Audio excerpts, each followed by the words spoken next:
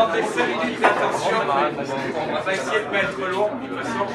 Voilà, je voudrais d'abord, simplement, remercier le maître des lieux, Jean-Michel, de nous accueillir. Voilà.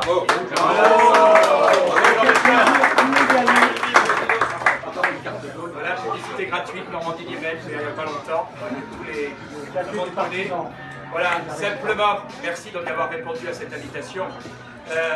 Le but, c'est de vous présenter la délégation, de dire 2 mots, et après, chacun de vous pourra, en fonction de ses affinités politiques, régionales ou de voisinage dans cette pièce, discuter avec qui il veut. Voilà, simplement d'abord, nous étions une délégation, et nous sommes d'ailleurs une délégation de 10 parlementaires que je voudrais vous présenter. Par ordre alphabétique, et d'abord, honneur aux femmes, la seule femme, Marie-Christine Dalloz. Bravo. Bravo. Voilà, qui est élue pour la 2e fois à l'Assemblée nationale. Nicolas Dhuicq, député de Champagne, c'est pareil le 2e mandat. Sauveur Gandolfi Chette, il est où? Député de Cornuel. Aïe aïe aïe aïe aïe aïe. Voilà, donc c'est le 2e mandat. Claude Guasguen, surnommé El Magnifico, ancien ministre. Donc c'est le 5e mandat. Jérôme Lambert, député, c'est le plus député de la Charente. Bravo. Plus ancien. C'est le plus ancien puisqu'il a son année à son 6e mandat. Il est jeune. Yannick Moreau, c'est le Benjamin de l'Étape, député de Vendée. Bravo. Voilà.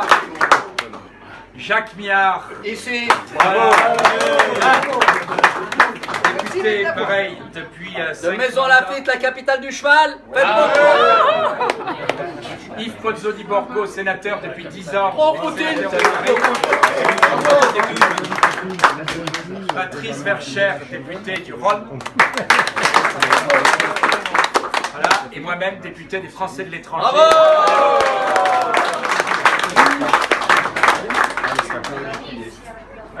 J'ai organisé pour la 3e fois ce déplacement, à la fois, j'allais dire, en ma qualité du président du dialogue franco-russe, et il y a le directeur exécutif, M. Troubetskoy, que je remercie. À la fois, donc, en tant que président du dialogue franco-russe, et aussi avec, j'allais dire, l'ex-groupe d'amitié France-Russie à la Douma. Pourquoi? Parce qu'en réalité, depuis 2 ans, on n'a quasiment plus aucun contact officiel avec nos homologues russes. Voilà. Ce qui, à mon avis, est une erreur fondamentale. Je ne vais pas vous faire... je pense que si vous vivez en Russie, vous êtes le mieux placé, mieux placé que nous encore pour s'en rendre compte. On a organisé donc 3 déplacements, ça fait plus de 35 députés français et sénateurs français qui sont venus un peu avoir un autre son de cloche. Et le but de ce déplacement, on savait que ça ferait un peu de vague, c'était d'aller cette fois en Crimée, puisque, avec quelques nuances pour certains, on fait partie de ceux qui en particulier pensent que la Crimée retournait normalement à la Russie. Bravo!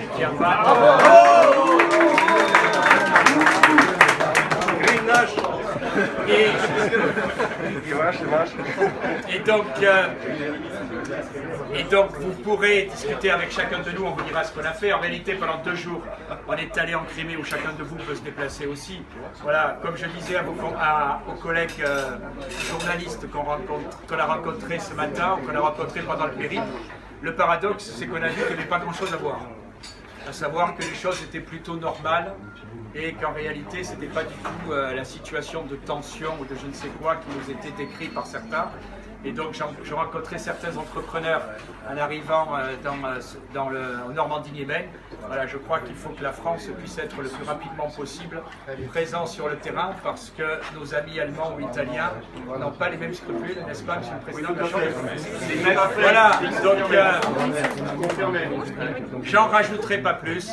C'est une rencontre amicale.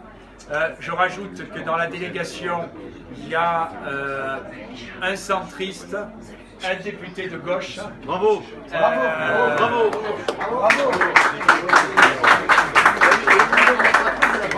qui a encore plus de mérite que nous.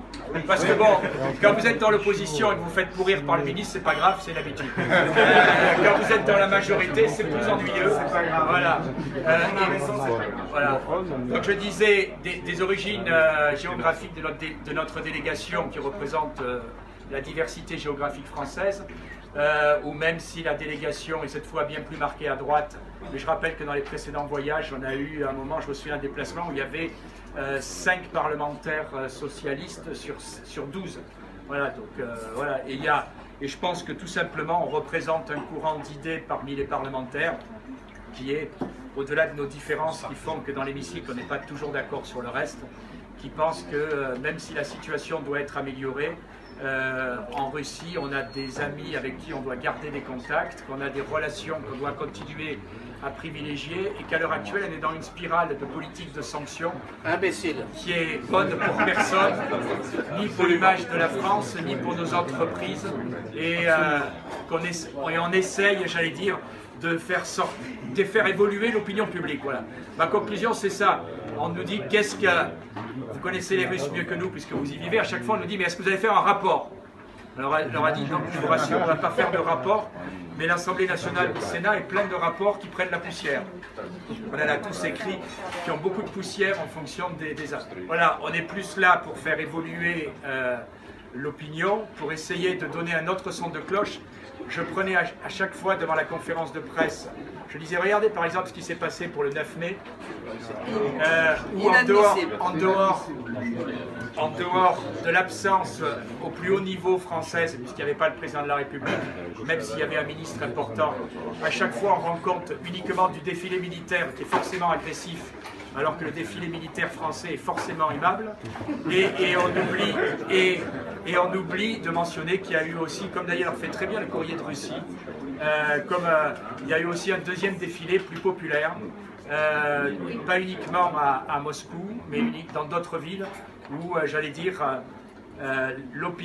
les Russes normaux de base, c'est pas péjoratif, participaient, qui avaient aussi une autre signification. Voilà, et je ne vais pas multiplier les exemples où quand on explique que, par exemple, en Ukraine, qui trouverait normal si demain, vous ne voyez aucun caractère offensant, je ne sais pas, le Sénégal ou le Sri Lanka avait 4 ministres étrangers naturalisés dans la nuit qui prennent des fonctions essentielles. Tout le monde trouverait ça quasi colonialiste et là aussi où personne ne dit rien sur cette situation.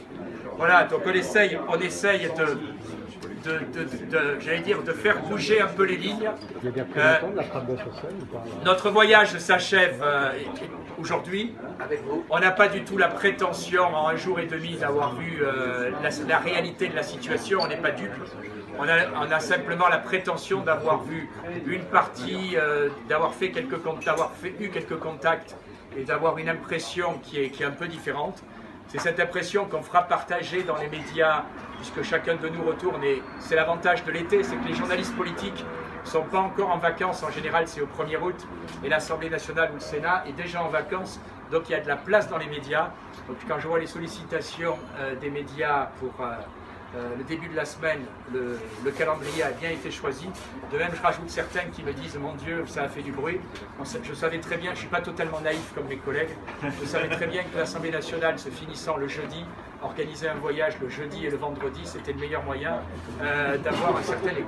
Voilà, donc merci en tout cas à tous d'être venus à notre rencontre. Le but de cette rencontre, c'est aussi pour que vous partagiez en tant qu'expatriés français en Russie vos opinions avec les parlementaires qui sont présents ici. J'ai la chance par rapport à d'autres de venir un peu plus souvent puisque c'est ma circonscription, même si comme vous le savez elle est un peu grande et donc je ne peux pas être partout tout le temps. Mais je pense que c'est aussi intéressant que vous qui habitez en Russie depuis certains 20 ans, certains 6 mois, de partager votre opinion avec des députés qui viennent moins souvent que vous. Et puis je pense que ça donnera aussi à tous mes collègues une opinion un peu plus complète après ce déplacement. Voilà, merci d'être venu à notre rencontre. Merci d'être venu.